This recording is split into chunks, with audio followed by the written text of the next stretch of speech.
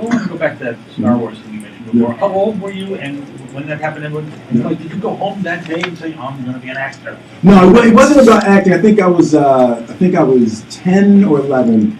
Was it 78? I think 77. Yeah.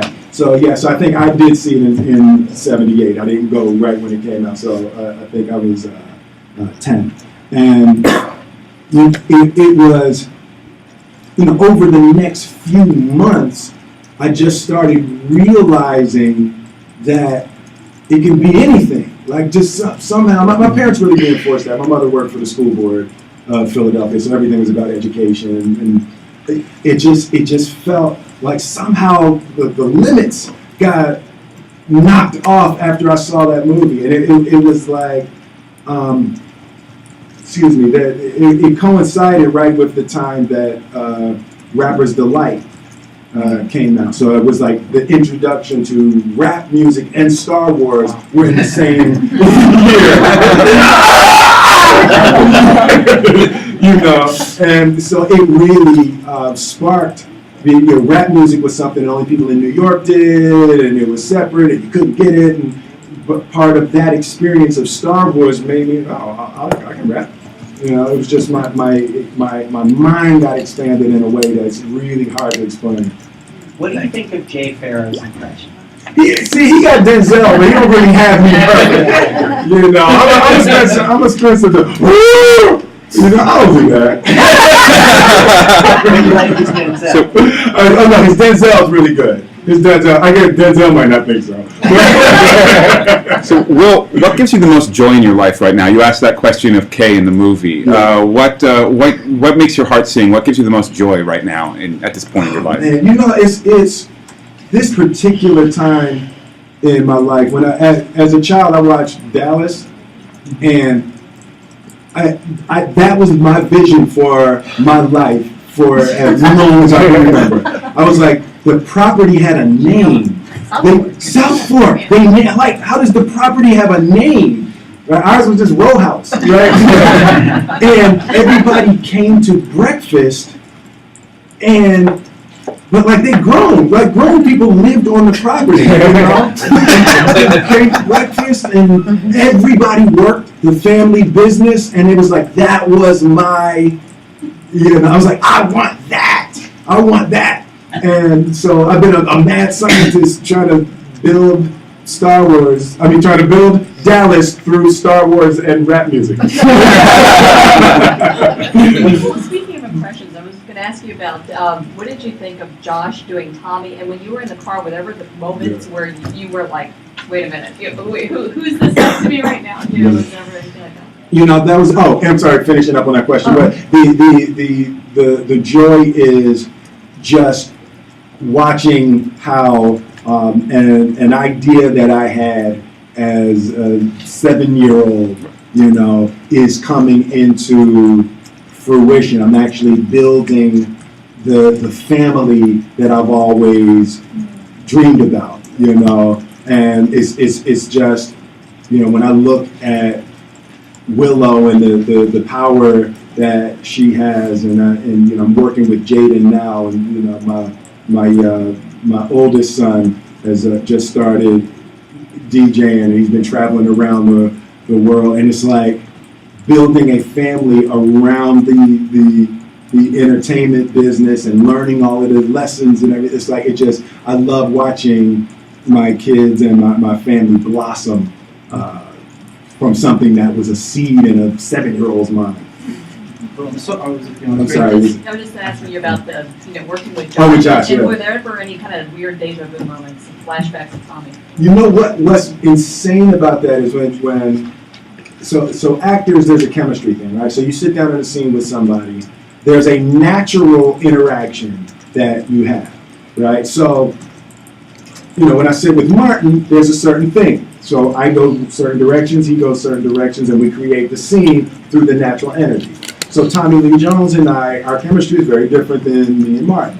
So when I sat with Josh, I was trying to find what was the adjustment that I'd have to make to be able to deliver our new chemistry on camera. And I was just shocked that it's identical, which is difficult to impossible to do. It's like he studied Tommy and Agent K so thoroughly that the chemistry is the same.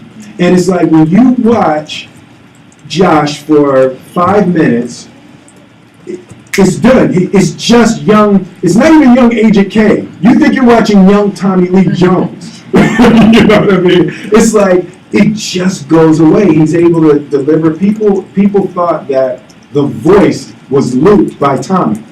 Like people asked, they were asking after the first trailer, did Tommy loop the voice? And it's, Josh, he's probably not going to get credit for that performance, but it's actually very powerful and difficult, and he risked his whole career. You mess up Agent K, that could not be funny. And kind of going off the failure question, since I don't think there's a lot of failure in the Smith household, but how do you manage your kids' success? How do you help them manage, this level that they're at already at such young ages? Well, that's very difficult. That was one of the things that wasn't in my picture when I was 7, that other people would have opinions. I'm very like Willow has her own opinion. Huge record called Whip My Hair, and then she just cut all her hair off. And I was like, your mother says I'm okay with that, sweetie.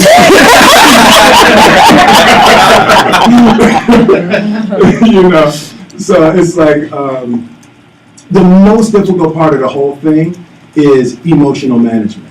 It's like to be able to have them connect to the artistry of what they create rather than connecting to the success or the adoration from what they create.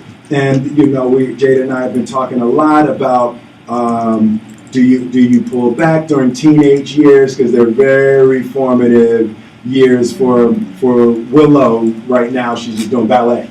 She was like, I want to be ballet. She, in the middle of the Justin Bieber tour, she saw like a Russian ballerina or something, and she was riveted and was like, I want to go home and take ballet. No, honey, you got 7 more tour dates.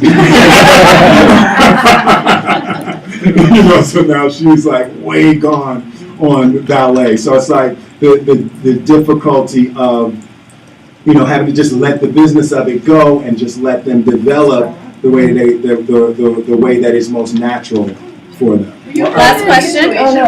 Where fans came up to you and not have you been in a situation yet where fans came up to the kids but not you? Oh yeah. I was Mr. Willow. That's what the kids would call me that, and I was the Karate Kid's dad in about 40 different languages.